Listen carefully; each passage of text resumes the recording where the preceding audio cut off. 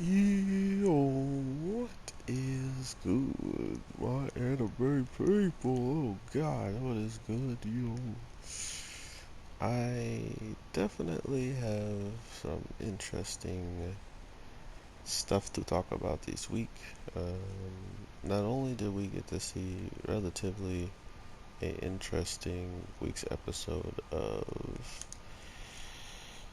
Blade of the Immortal, but after seeing what we see in this week's episode, it goes to show you how fast things may change when it comes down to people's overall, goals in life. And it's crazy to think that going from a person who really wants to, you know, actually do right by their family, we find out that because of what's happening, that might not be the easiest job.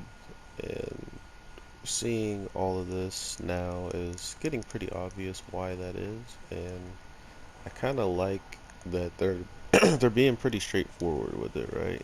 Like they're not really holding any punches. They're not really um, pulling back and saying that she only wants vengeance and she's gonna get that vengeance any way, shape, or form possible. Like she does seemingly have a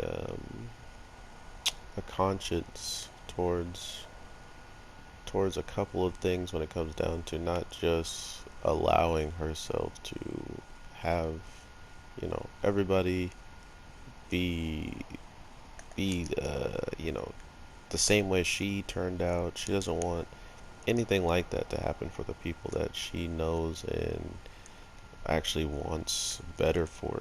So it's crazy to think all of this could have been avoided if she like doesn't meet this kid, right? Like if she didn't meet this guy and his son, she would never really doubt her vengeance. She wouldn't really care at that point.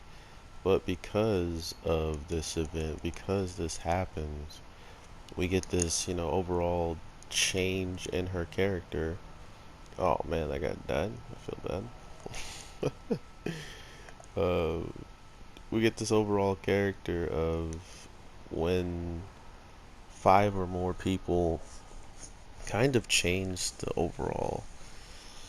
Uh, I mean, not five or more. There's a crap ton of people that join this group of like killers, and to think that really any of them are going to be in a position to take out the leader, it seems like they don't really care to be that on top of things. I can say like they don't really care in the sense of, oh, our leader's doing this, this, and that. We gotta stop him. Like it never seems like the main guy is anybody's problem when it comes down to this crew of people that we're seeing. So knowing that it makes sense because once we go and look even further back in the past, how much freedom they actually had to pretty much do whatever the heck they wanted just kind of tells the story of, what leadership was there when the only leadership that was there was taking out people that you felt deserved to be taken out. And then after that, that was, pretty much it. That was, you felt good about it and pushed on. So I definitely am looking forward to if any like inner turmoil comes within the group or something along those lines, or if people who we have mistaken as friend or foe, if they actually become relatively a big weapon for us in the future. But I doubt it because as of what I'm seeing right now, there's a lot to be overall said about this group of people. Like every time we meet one, our girl goes through something, right? Our main girl literally has like a ridiculous either remembrance of what's happened between them, or she just has to deal with the moment step by step, and then whatever kind of comes with it has been the bane of her kind of wanting one thing and really not being able to get it because she's now worried about others instead of her own, revenge, her own goals. All that has been thrown to the side straight up for a kid who she didn't want to see go down her path, and then wound up still almost making this kid go down the path by not even meaning to do so. So it's stuff like that that gives you this overall feeling that the show is really grasping the fact of what happens with loss. And if you've experienced loss, you should know that loss is one of the most deadliest things for people who can't get back or can't let go of that loss.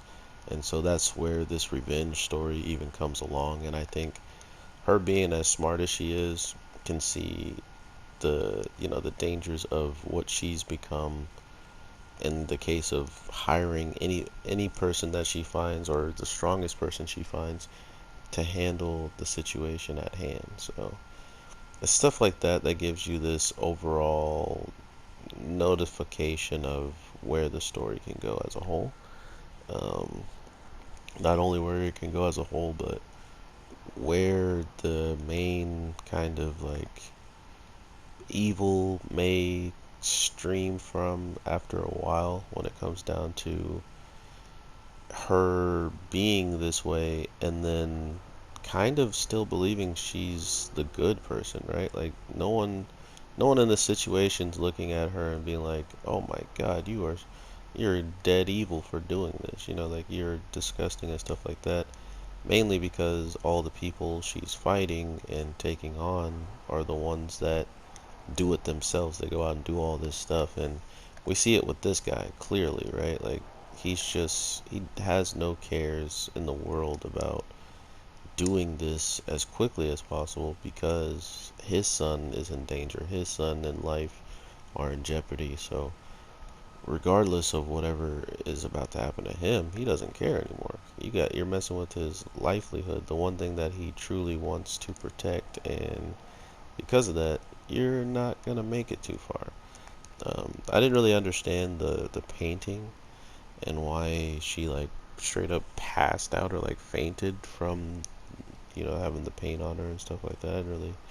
I don't think that was the case of why she passed out or whatever, but it happened nonetheless, and it was just weird to me, I guess you can say.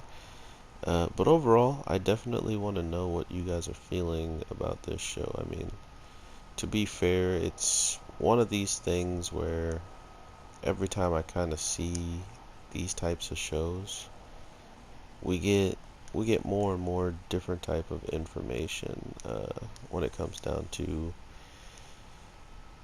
why somebody would go as far as they'd go, or not only as far as they would go, but what pushes them to even go that far in the first place. All of these things are relatively like touched upon throughout this one episode, and to know that she almost created the same thing she's fighting against, it just makes a great story in my opinion. Like she literally knows that if she goes through with this, she'll create a monster that she has become.